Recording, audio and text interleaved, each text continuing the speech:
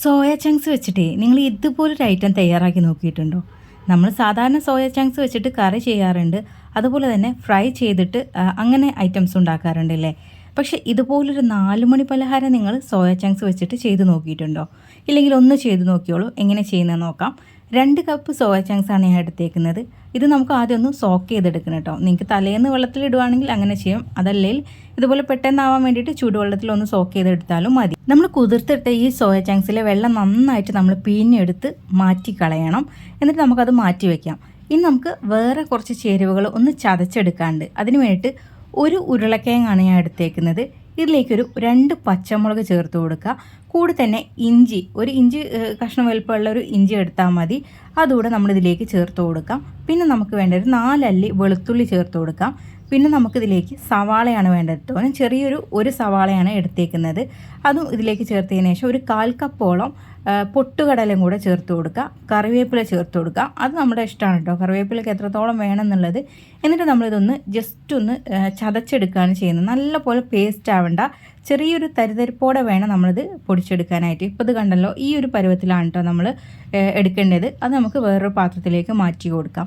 ഇനി നമ്മൾ നേരത്തെ കുതിർത്ത് വെച്ചിട്ടുണ്ടായിരുന്ന ആ ഒരു സോയ ചങ്ക്സ് പിഴിഞ്ഞ് വെള്ളമൊക്കെ കളഞ്ഞല്ലോ, അതും ഇതുപോലെ തന്നെ നമ്മളൊന്ന് ചതച്ചെടുക്കുക കേട്ടോ.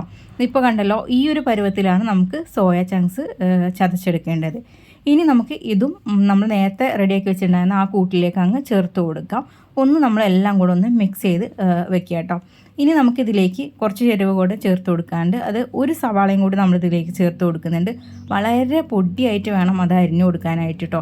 അതുകൂടെ ചേർത്തിട്ട് ഒരു 2 തണ്ട് കറിവേപ്പിലയും കൂടെ ചേർത്ത് കൊടുക്കുന്നുണ്ട്. മല്ലിയില ഉണ്ടെങ്കിൽ അത് ചേർത്ത് കൊടുക്കാം. ഈ കൂട്ടിലേക്ക് ആവശ്യത്തിനുള്ള ഉപ്പ് ചേർത്ത് കൊടുക്കാം. ഒരു 1/4 ടീസ്പൂണോളം മഞ്ഞൾപ്പൊടി ചേർത്ത് കൊടുക്കാം.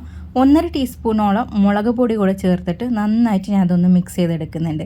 ഇത് മാത്രമായാൽ ഇത് നമുക്കിത് ഫ്രൈ ചെയ്തെടുക്കാൻ പറ്റില്ല. അതുകൊണ്ട് ഒരു 1/2 കപ്പോളം കോൺഫ്ലോറും കൂടെ ഇതിലേക്ക് ചേർത്തിട്ട് മിക്സ് ചെയ്തെടുക്കുന്നുണ്ട് കേട്ടോ. നമ്മൾ സോയ ചങ്ക്സ് പിഴിഞ്ഞെടുത്ത സമയത്ത് എത്രത്തോളം അതിൽ വെള്ളത്തിൻ്റെ അംശം ഉണ്ടോ അതിനനുസരിച്ച് നമ്മൾ ഇവിടെ പൊടി ചേർക്കുന്നിടത്ത് ചിലപ്പോൾ വ്യത്യാസം വരും കേട്ടോ. അപ്പോൾ നിങ്ങൾക്ക് ഒരു 1/2 കപ്പ് മുതൽ ഒരു 3/4 കപ്പ് വരെയൊക്കെ കോൺഫ്ലോർ ചേർത്ത് കൊടുക്കാവുന്നതാണ്.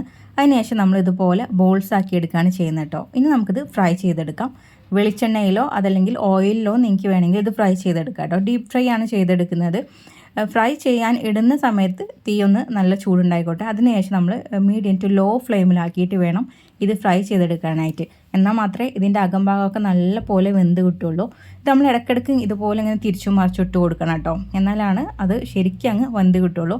അതിനുശേഷം നമുക്ക് നന്നായി ആയതിനു ശേഷം ഇതങ്ങ് കോരി എടുക്കാവുന്നതാണ്. നല്ല ടേസ്റ്റി ആയിട്ടുള്ളൊരു വിഭവമാണ് കേട്ടോ. ഇനി നിങ്ങൾക്ക് ഇതിലേക്ക് നിങ്ങളുടെ ഇഷ്ടത്തിനനുസരിച്ച് വേറെ എന്തെങ്കിലും ചേരുവകൾ ചേർക്കണമെങ്കിൽ അത് നിങ്ങൾക്ക് ചേർത്ത് കൊടുക്കാവുന്നതേ ഉള്ളൂ. അപ്പോൾ നിങ്ങളിതുപോലെ സോയ ചങ്ക്സ് വെച്ചിട്ട് 4 മണി പലഹാരം തയ്യാറാക്കി നോക്കിയിട്ടുണ്ടോ? അതുപോലെ തന്നെ ഇതിൽ നിങ്ങൾ വെറൈറ്റി വേറെ എന്തെങ്കിലും ചെയ്തിട്ടുണ്ടെങ്കിൽ അത് ഒന്ന് കമൻ്റായിട്ട് അറിയിക്കുക കേട്ടോ. അപ്പോൾ ഈ ഒരു വീഡിയോ നിങ്ങൾക്ക് ഇഷ്ടപ്പെട്ടു എന്ന് വിചാരിക്കുന്നു. ഇഷ്ടപ്പെടുവാണെങ്കിൽ ലൈക്ക് ചെയ്യാനും ഷെയർ ചെയ്യാനും മറക്കരുത്. അതുപോലെ തന്നെ ഈ ഒരു ചാനലിലേക്ക് ആദ്യമായിട്ട് വരുന്നവരുണ്ടാവും. അങ്ങനെ ഉള്ളവരാണെങ്കിൽ ചാനൽ ഫോളോ ചെയ്യാനും കൂടെ മറക്കരുത്. അപ്പോൾ എല്ലാവർക്കും താങ്ക്സ് ഫോർ വാച്ചിങ്.